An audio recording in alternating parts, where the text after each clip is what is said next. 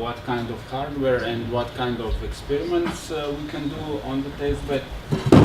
And later at the end I will also show the 2 demos to get more idea what is possible. And tomorrow we will get more familiar, the ones who will be on my tutorial, we will get more familiar with the software tools that are used to interact with the testbed.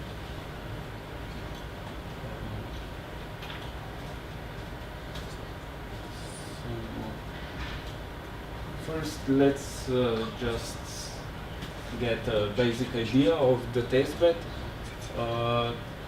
The testbed is located in the municipality of LOG-a-TEC in Slovenia. We are part of the crew. So maybe I will just skip this because we are all part of the crew here. So on the map we can see the location of the testbed. It consists of more than 50 nodes altogether, located outside on the light poles. I will go in more details later. So it is powered 24/7. So basically the experiments can be done all the time. And it's mainly used for spectrum sensing and cognitive radio experimentally driven research.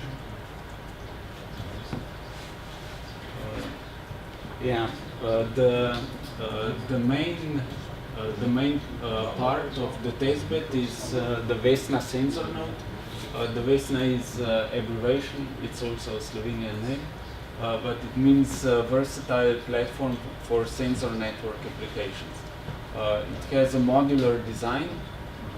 You can see here the 3 main modules. Just go on. This is the board. It has the microcontroller which does all the processing. It has a radio board. Radio board is used for the management network. It's used for accessing the nodes, giving the nodes comments what to do. And then it contains the expansion board, which is basically the application-specific board.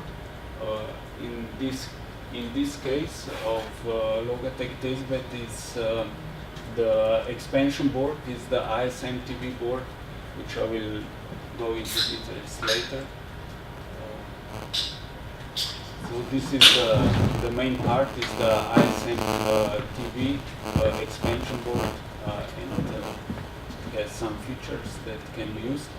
So this, what you see here, is actually the ISM TV board. Why is it called ISM TV? Because it has attached 4 different radios.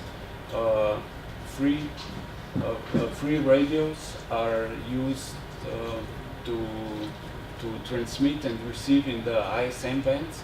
The first one is the CC2500 chip, and it's used in a 2.4 GHz band. The second one is CC1101 chip, and it's used in 868 MHz band. And the last one is also used in 868 MHz band, but it's 802.15.4 compliant chip. And the fourth chip is actually the TV UHF receiver, and this chip is main part of our TV band spectrum sensing. So here we can see what kind of features these radios have. This ISM 868 MHz RF receiver can be used in different frequency bands, but we use it in 868 MHz band. It has quite good sensitivity of -112 dBm. and it has a programmable output power up to 12 dBm. So maybe this is too big. Let's just skip to the TV white space chip. This is based on NXP silicon tuner.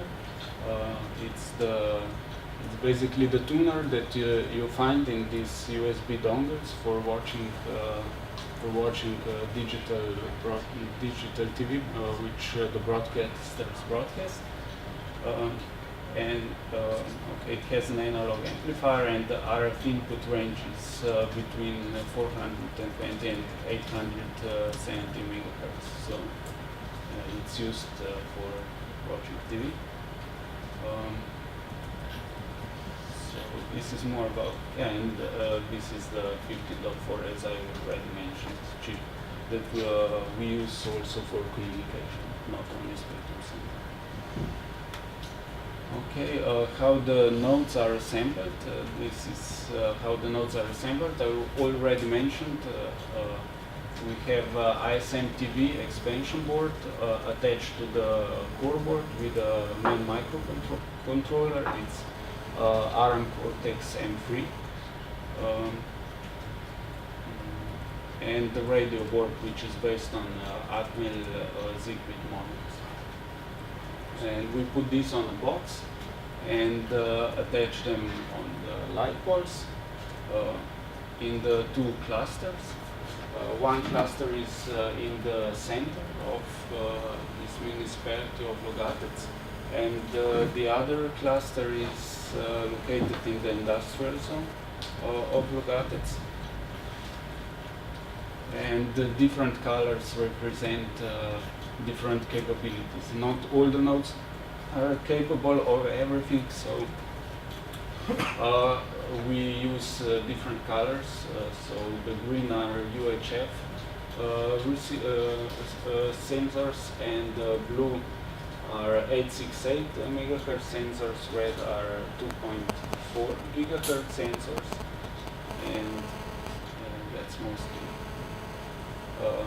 Yellow are mainly the gateways and maintenance. Okay. So this is basically the high-level architecture of the testbed. So here we have one.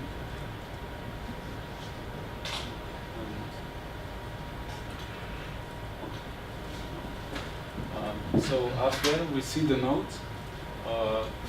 I already mentioned they have different kinds of radios. They also have a micro SD card attached to them. They store measurements on this micro SD card, and they are connected through the Zigbee management network to the coordinator. Coordinator has the Ethernet module on them, which is through which is connected to the internet, and through the internet it connects to our server, where we have different layers of abstraction, which I will shortly come to that. So each cluster is as it is, but we can also bring our own equipment there if we need some to do some experiments that can't be done with the testbed. We can go there and bring the equipment. We have the USRP and some spectrum analyzers and signal generators. Okay. So this is basically how the cluster looks like. Here are, on this side, there are several nodes. The coordinator is one per cluster and is connected to the internet. It's basically the gateway. And the network, the Zigbee network, is a multi-hop network, a multi-hop mesh network. So only one gateway needs to be there, and the nodes can be outside of its reach. It's not a problem because they know how to communicate between each other. And we can reach also the nodes that are outside the range of coordinator. So this is basically how we abstract all this hardware on this side. we have the hardware, and we connect it through SSL socket to our server, main server on the JSI. Each gateway has its own SSL server, and it automatically connects to that all the time. We have a custom HTTP-like protocol. We call it a lightweight client-server protocol because it's we designed it to be quite simple to implement on such low-level hardware. Then we abstract this HTTP-like protocol with a real HTTP proxy, and on top of that we build a Python library which makes interacting with the testbed quite simple.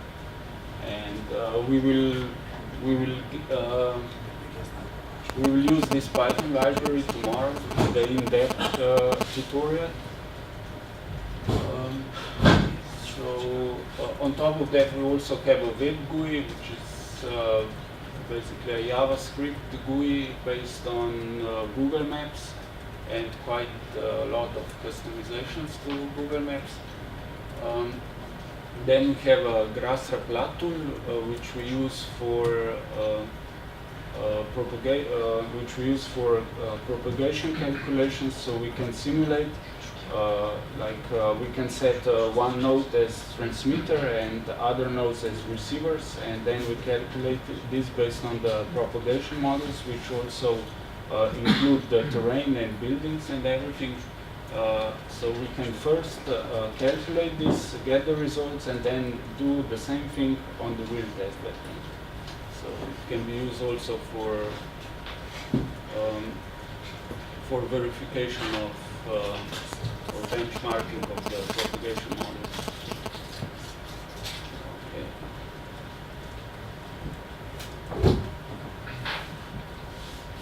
So this is a little bit of how this web GUI looks like. Here on the left side, we have these tabs. Each tab is basically specifies one thing we can do with the testbed. First thing is like a general tab. Here we can do this raw, get, and post requests directly to the nodes. And the second one is simulations. This is based on GHz tool. The third one is experiments. Here we can set a predefined experiment, send the script to the node. The node will do the experiment and we collect the results.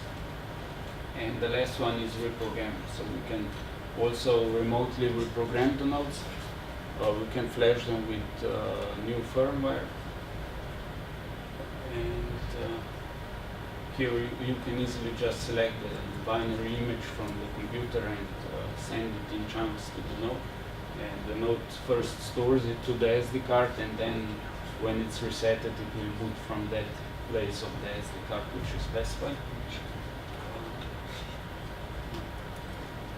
And this is how you set basically the transmitter or for the receiver. For the simulation, you just click on the node, you get interface like that, and then just add it as a transmitter, then specify the frequency, the power, and it will add it with counter-meters a little bit later. So this is the general tab, and here you can select the cluster which you interact with. These are the predefined simulations, but we can do also our own simulation. So this is the example of the simulation based on GHz tool. So what we did here is we made these nodes that are red transmitters, and then we set nodes as receivers, and then when you click on the receiver, you will see here the powers from the transmitters.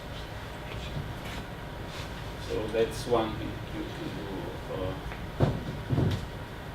you can do with the simulation tool, and basically the same experiment that is done here in simulation, you can then do with the real hardware.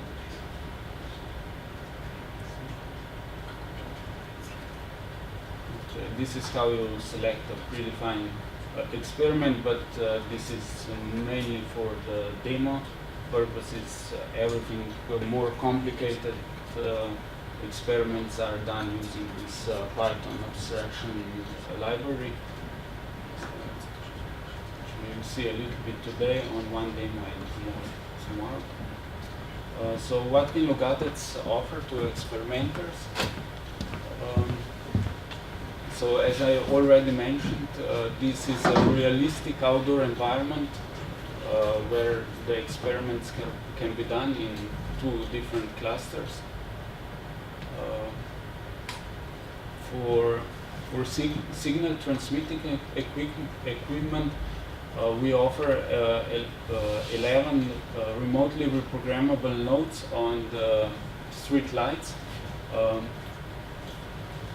these are basically narrowband transmitters in the upper part of the UHF band, which can act as wireless microphones. I will show this I will show in the demo. So basically what we did is we implemented on the sensor node wireless microphone emulation signal. So we can now select the node to act as a wireless microphone, and we can detect. So let's see. We have a Rode-Schwarz vector signal generator and USRPs, and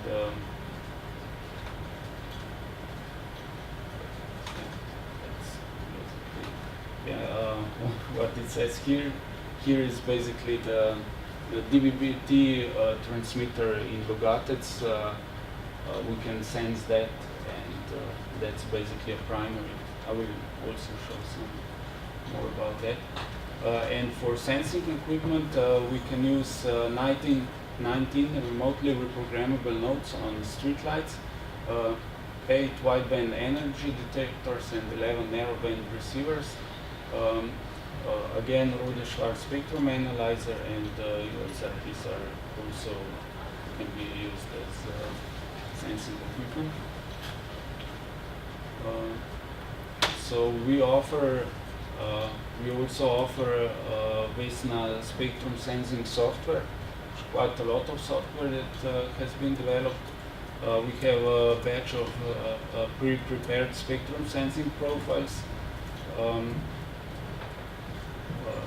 it's all remotely reconfigurable, and it's easy to use different kinds of sensing specifications, and the results are, as I mentioned, stored on the SD card and can be later processed. Here we see some of the processing of the results on 2 different waterfall plots, and here we can see the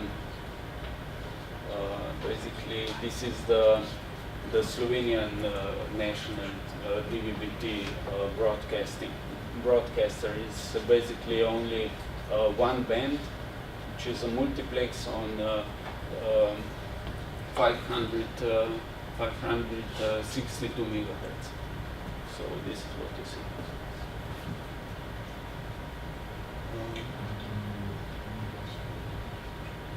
I already mentioned the integrated radio planning tool GHz. It's based on open source GIS system. GRAS, if anybody knows it. Basically, it's a collection of propagation models that can be used for coverage calculations. Basically, this is the DVB-T transmitter here on the hill in LOG-a-TEC, and we just input the location, the frequency, and power, and based on the propagation models, we get the coverage of the area with the DVB-T signal. We also did some long-term spectrum occupancy studies, and this data is also available for the researchers to work on that. We observe what are the seasonal variations in the band utilization and long-term trends in spectrum usage and effects of the weather on the spectrum sensing accuracy. So you can do all kinds of algorithms on that data, and so this is an example of this kind of long-term measurement. Here we measure the channel gain between pairs of nodes. We can see the quite big variations in the channel gains. And also long-term measurements, effect of environment on the accuracy of spectrum sensing.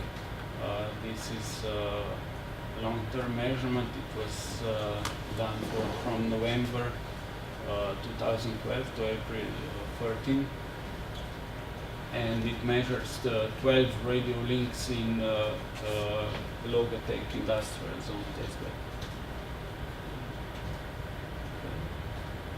So we also have the dynamic composition of services. So it's a VESNA-based testbed on JSI campus. So this is not in LOG-a-TEC, this is on JSI, and supporting quick prototyping and deployment of testing of modular protocol stacks as composition of communication services. It's basically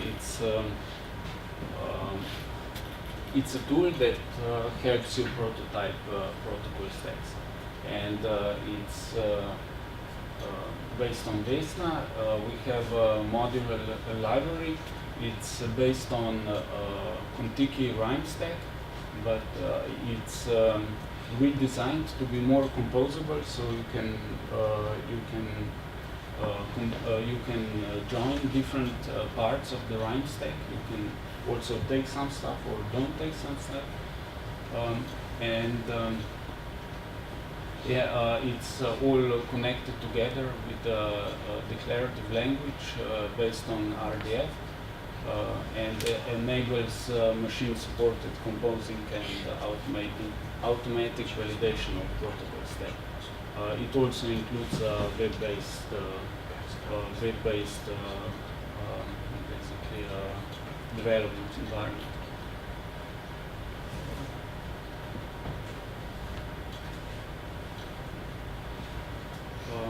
Here is some information how you can start using LOG-a-TEC testbed. Basically, we make everything available online, and all the code is available on GitHub. Tomorrow we will work with that code. This is the Python scripts which are used to remotely connect to the testbed and interact with the equipment. You can also come there and do the on-site experiments with your own hardware, or mix between each other. So now let's see what kind of experiments can be done in LOG-a-TEC. You got a little bit of idea until now. Okay, we can just skip that. So this is a typical heterogeneous coexistence scenario. We can see here the TV broadcasting stations, which is also in LOG-a-TEC. So we can have wireless microphone, we can simulate them on VESNAs, and then we can use our algorithms to detect and avoid the channels that are used by primary devices. So we have an algorithm for triangulation from detected signal strength is basically it's basically the algorithm which combines several sensors, and the more sensors there are, the higher is the probability of the successful detection. This is based on Grasser plateau.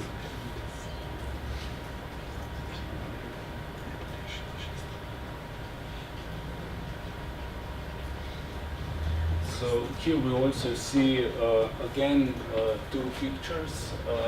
Basically, this is sensing in TV band from node 47. Node 47. Low resolution. So there are two different images, two different representations. Here you can see one representation and the waterfall representation. And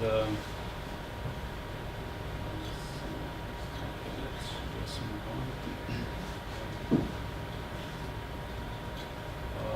We are trying to use the data to populate the geolocation databases, but we are also trying to make the geolocation databases more alive. So we would like to connect the geolocation databases with the information from the sensor nodes, so we can detect in real time the possible wireless microphone, and then put this new data in the database, and so the database changes based on the detected wireless microphones. So I will come also to that. Okay, this is one example of on-site experiment. What we did here was on one of the crew meetings we had in Ljubljana. We attached all the sensing equipment on the roof of the car, and then drive through LOG-a-TEC through the pad, and we were doing TV band spectrum sensing. And this is the route we took. Here is the DVB-T transmitter, and this is basically the simulation of the Grasser plateau, and we did a comparison between the different kinds of sensing equipment. Okay. And this is what I was talking about before. This is an experiment we are doing with partners in OpenCall 2 from the institute in Portugal. We are combining the static information in the white space databases with the dynamic information, so that the nodes sense all the time for the wireless microphones, and when they are detected in the band, here in the web interface you can see that the channel that was before available for communication, it's not available anymore because the wireless microphone appeared there. So I think we can move to the demos. Oh no. Yeah, first I need to explain what the demos are about. So I will show two demos. First is game theoretic interface mitigation, and the second one is wireless microphone emulation on VESNA sensor node. So what is game theoretic interface mitigation? Is basically when individuals, users of spectrum wants to increase their own bandwidth and minimize power consumption. This is the kind of problem that usually can get modeled with game theory. but the game theory approach, a lot of things have been done in theory, but very little has been done in practice. So we decided we will implement a game like this on nodes in LOG-a-TEC and see if it's possible. So this is basically an algorithm which was proposed in a paper. It's called Baku algorithm for a set of n players and the corresponding power allocation profile. And this, what you see here, is the utility function. And the point is to maximize the global utility function while minimizing the globally allocated power.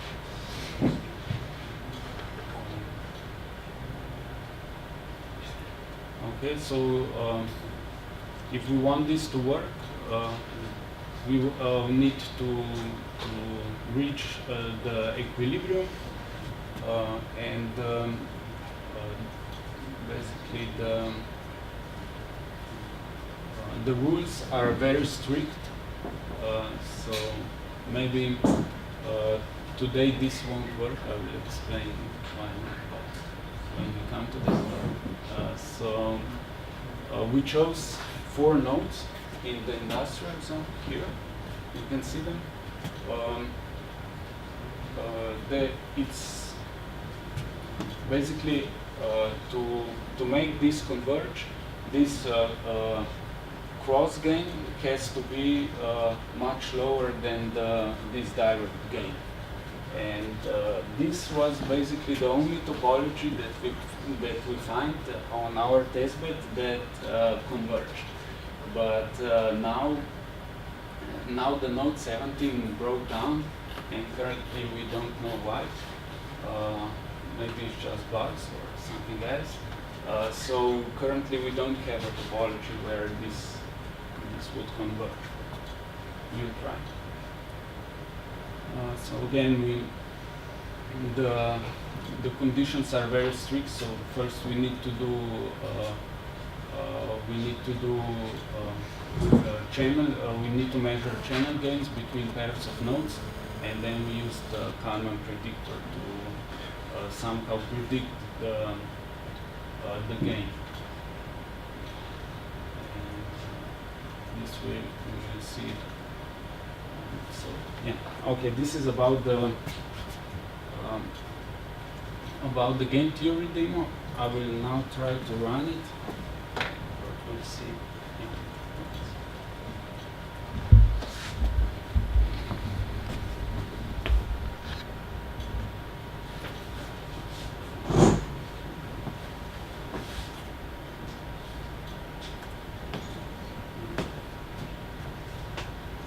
So this will take some time because what it does is first it calculates all these channel gains, and then it calculates this criteria that needs to be met to make this converge.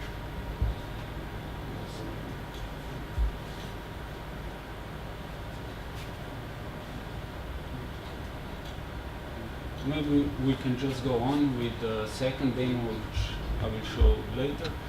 This is the demo with wireless microphone emulation on VESNA. I have 2 VESNAs here, each emulating one wireless microphone signal.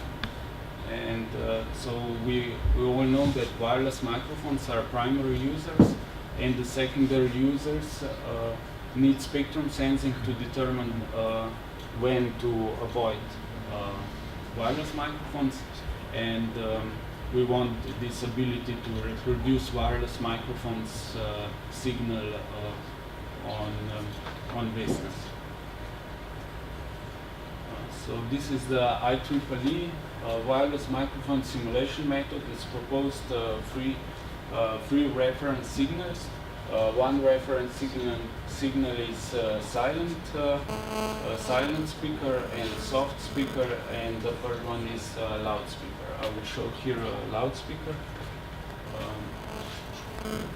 So basically, it's just a few parameters that change, and this is how we implemented it on the VESNA sensor node.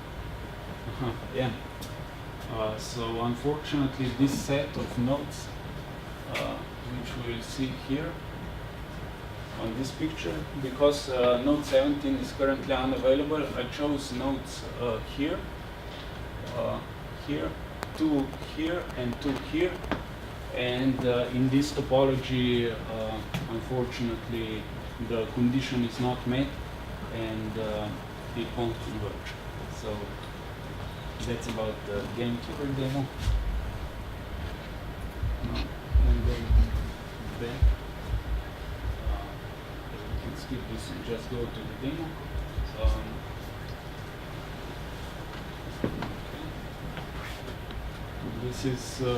This is the kind of signal we expect here to see.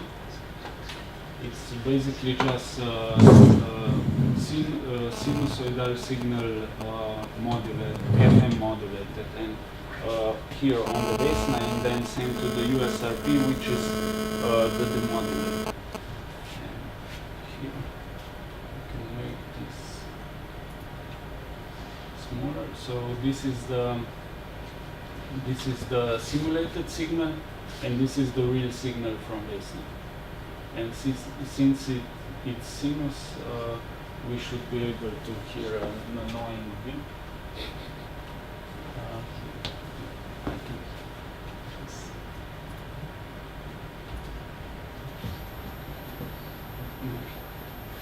Okay.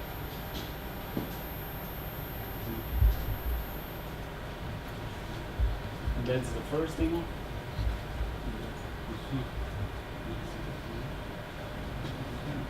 And the second demo, I will just switch lessons.